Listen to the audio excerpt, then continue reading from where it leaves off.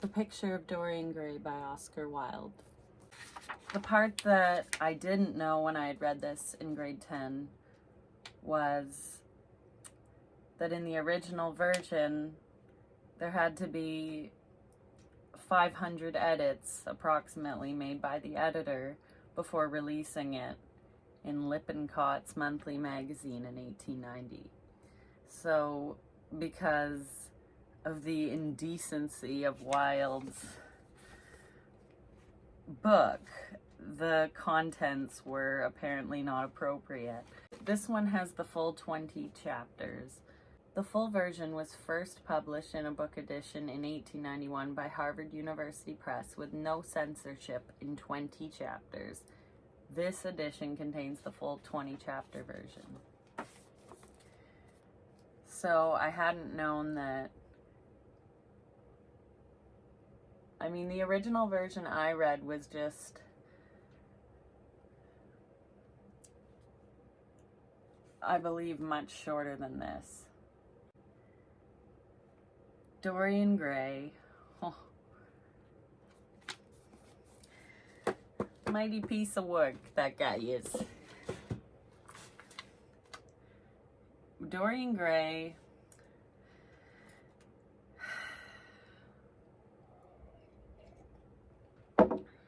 Let me tell you about Dorian Gray. Makes a wish that the picture that is painted of him will bear all the aging and diminishing of his beauty, and that he will remain the same.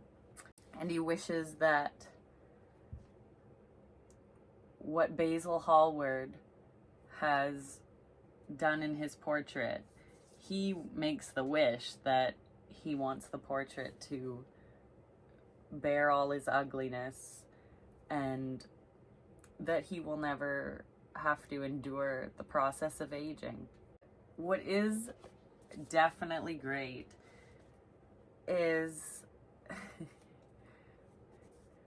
just how much he blames this picture for everything, because I guess if I had a picture hidden away in my house and it was turning uglier and uglier all the time, I'd want to kind of show people. Like, you'd kind of want to be like, come over and see this fucked up thing. Like, but I guess it's just so creepy how he keeps it hidden away in a room. And the descriptions of him going into that room to like see the progression of its fucked upness.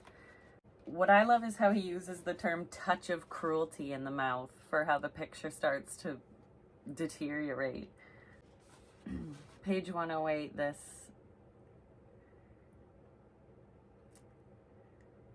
As he was turning the handle of the door, his eye fell upon the portrait Basil Hallward had painted of him. He started back as if in surprise. Then he went into his own room, looking somewhat puzzled. After he had taken the buttonhole out of his coat, he seemed to hesitate. Finally, he came back, went over to the picture, and examined it. In the dim, arrested light that struggled through the cream-colored silk blinds, the face appeared to him to be a little changed. The expression looked different. One would have said that there was a touch of cruelty in the mouth. It was certainly strange. He goes back to that eerie quality of a touch of cruelty in the mouth.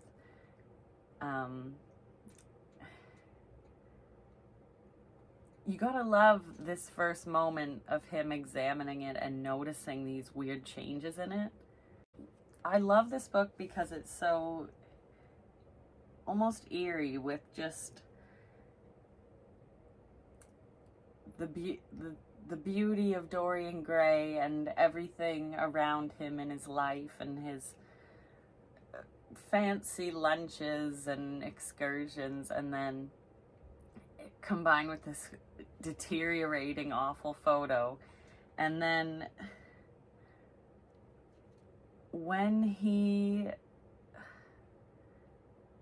if you have read it, you know that he kills Basil Hallward and stabs him. And the passage when he has to get rid of his body that's up in his attic, and he's like, oh, I'll call this man, he'll help me. And it's so eerie.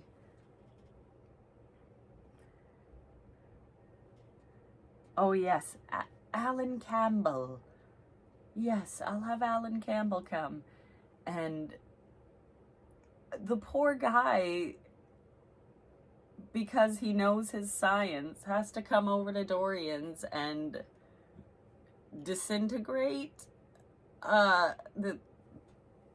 It's okay. At first he tells Alan that the man whose body is upstairs in his attic committed suicide, and then he, through conversation, is convinced to tell him, Alan, it was murder. I killed him. You don't know what he had made me suffer.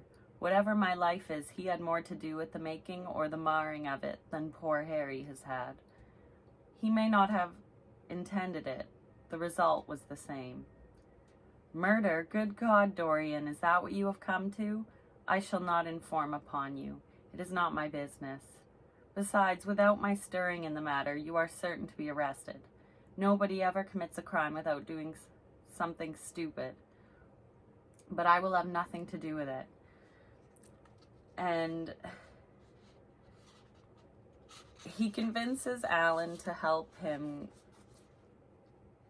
get rid of the body. And the creepy moment for me was when Dorian asks his butler or whatever to go out and get orchids, and then asks Alan, how long do you think your experiment will take?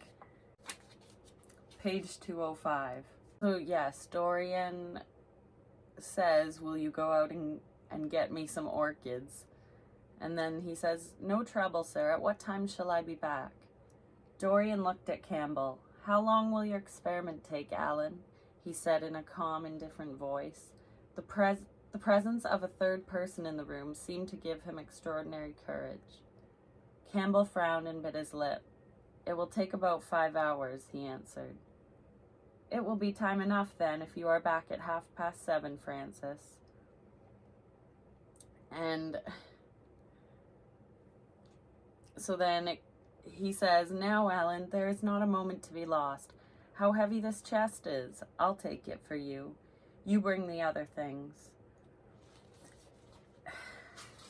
I was reading in the preface of the other version, the uncensored edition, and it had information about Lord Henry being based on somebody in Oscar Wilde's life, and that even Dorian, the character, was inspired by this John Gray, I believe. And it was awful to find out that they used parts of Dorian Gray, the book, against Oscar Wilde when he was on trial, and for gross indecency. Another article I read that I can put the link to talked about how a lot of those homosexual parts were just so they edited them out to the point that it changes the narrative of how intense Basil feels for Dorian. And they didn't want there to be any hints of like, oh, I actually love Dorian. So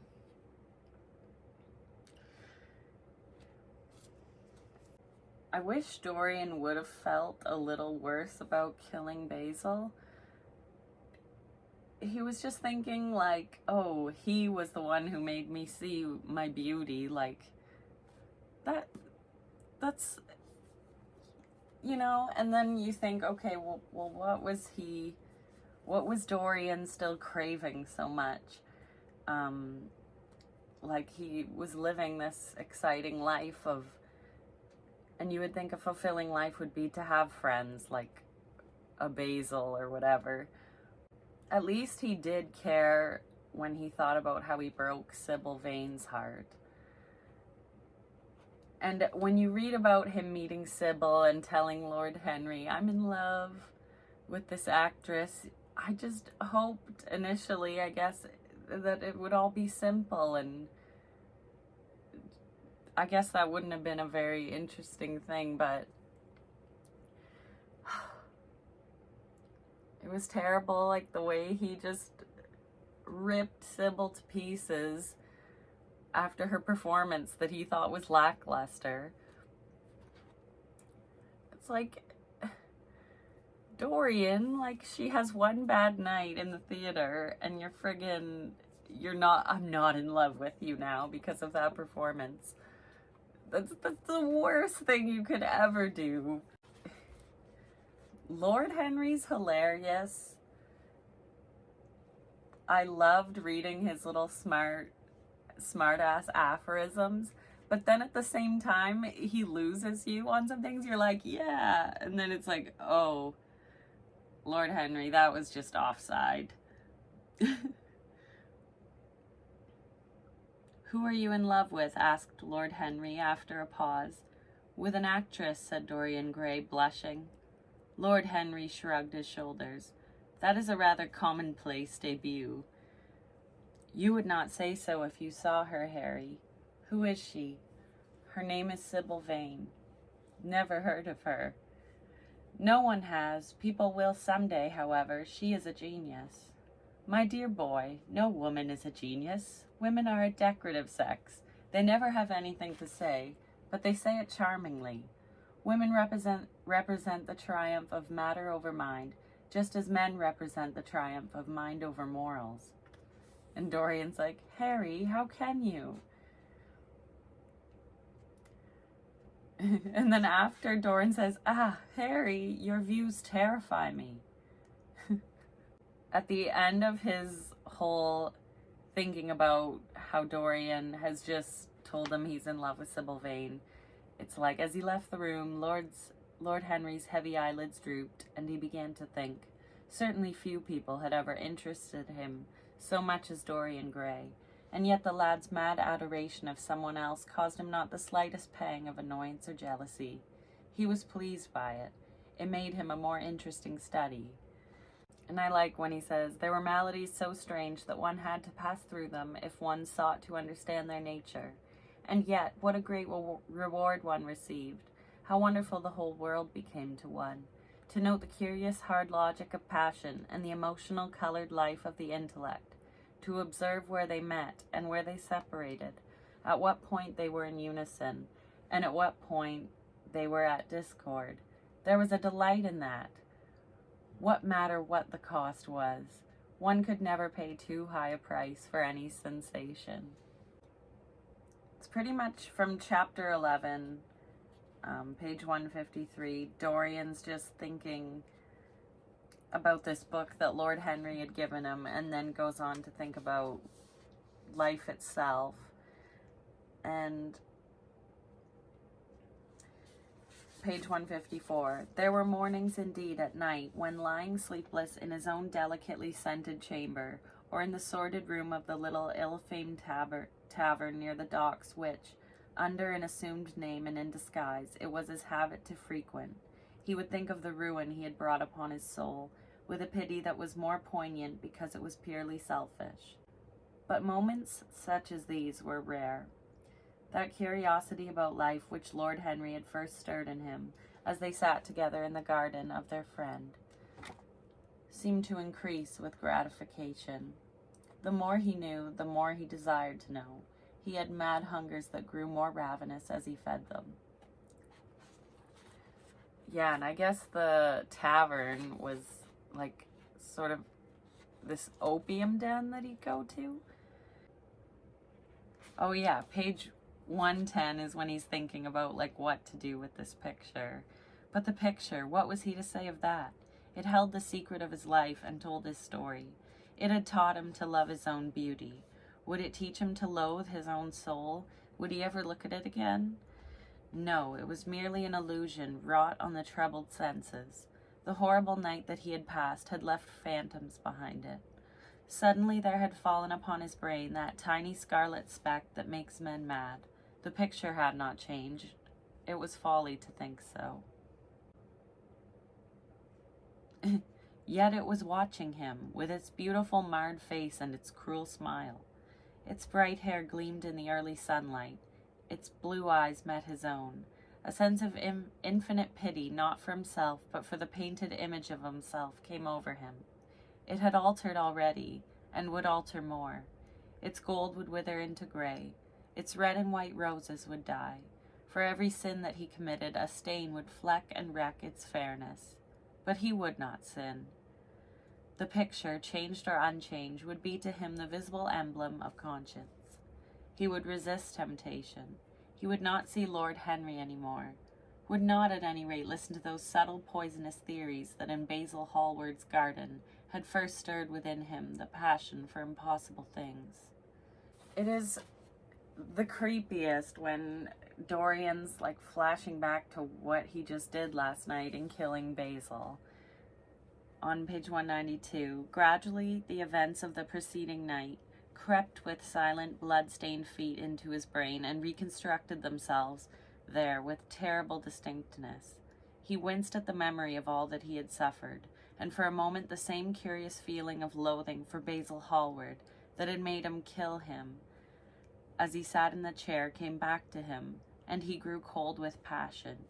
The dead man was still sitting there, too, and in the sunlight now.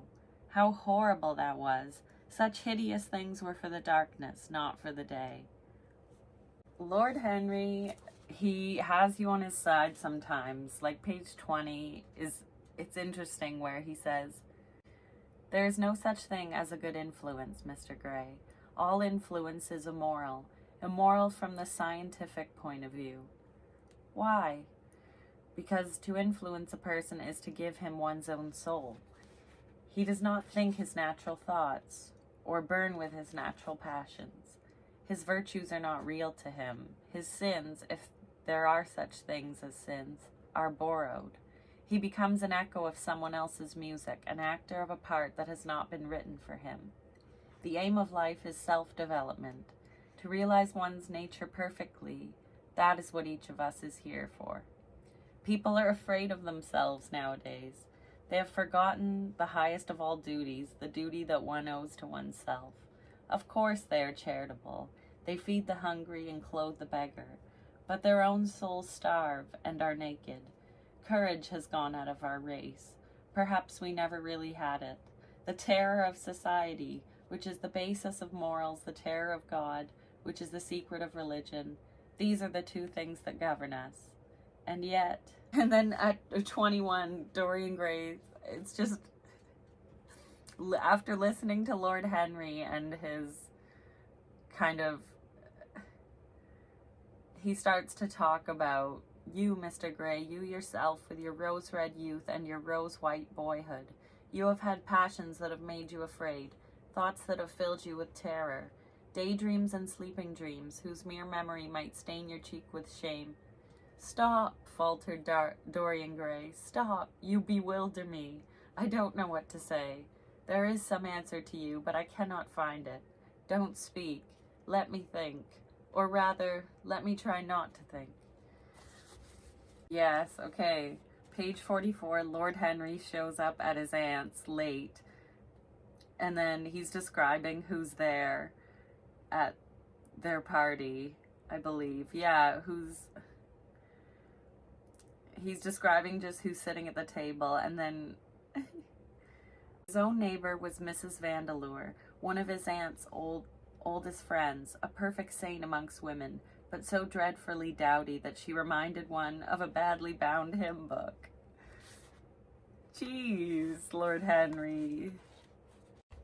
There is also in the story a Jewish character portrayed terribly with an awful description.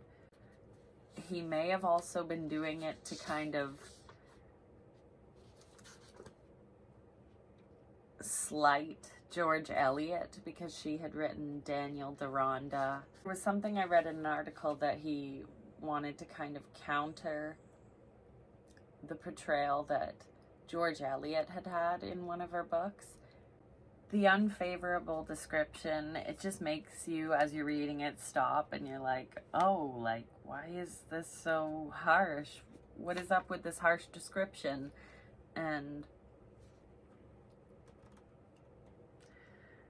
I'll put a link to the articles that I was reading. I like Oscar Wilde's preface. The artist is the creator of beautiful things. To reveal art and conceal the artist is art's aim. The critic is he who can translate into another manner or a new material his impression of beautiful things. The highest as the lowest form of criticism is a mode of autobiography. Those who find ugly meanings in beautiful things are corrupt without being charming. This is a fault. Those who find beautiful meanings in beautiful things are the cultivated. For these there is hope. They are the elect to whom beautiful things mean only beauty. There is no such thing as a moral or an immoral book. Books are well written or badly written. That is all. And he ends with, we can forgive a man for making a useful thing as long as he does not admire it. The only excuse for making a useless thing is that one admires it intensely. All art is quite useless. That is one heck of a preface. He just kind of turns you upside down with that. I think that's kind of Oscar Wilde's just saying, like, check yourself before you wreck yourself. Like, if you're gonna read my book, just read my preface.